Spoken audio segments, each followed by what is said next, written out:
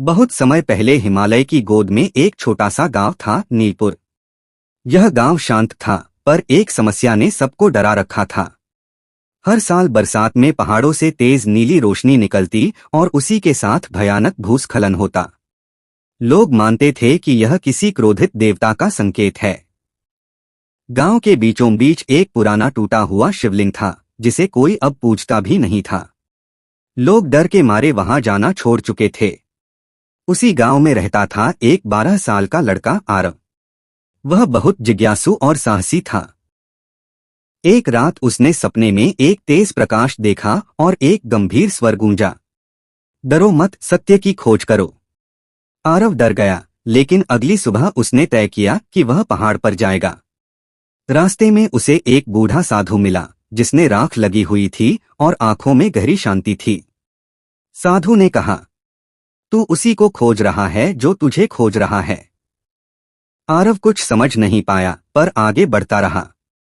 जैसे ही वह पहाड़ की चोटी पर पहुंचा, वहां एक विशाल नीला पत्थर चमक रहा था। अचानक जमीन कांपने लगी। आरव घबरा गया, लेकिन उसने आंखें बंद कर लीं और मन में शिव जी का नाम लिया।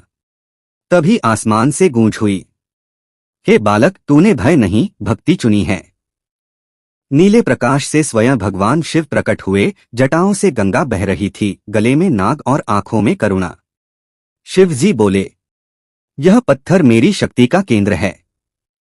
जब लोग भय में मुझे भूल जाते हैं तो प्रकृति असंतुलित हो जाती है। आरव ने हाथ जोड़कर कहा, भगवान, गांव को बचा लीजिए। शिव जी मुस्कुराए और त्रिशूल जमीन पर रखा। पूरा पहाड़ शांत हो गया। नीली रोशनी एक शिवलिंग में बदल गई। शिव जी बोले, याद रखना, मैं पत्थरों में नहीं, श्रद्धा में बसता हूँ। अगले दिन गांव वाले पहाड़ पर पहुंचे और सब कुछ शांत देखकर हैरान रह गए। आरव ने पूरी कहानी सुनाई। तब से गांव में उस शिवलिंग की फिर से पूजा होने लगी और भूस्खलन कभी नहीं हुआ।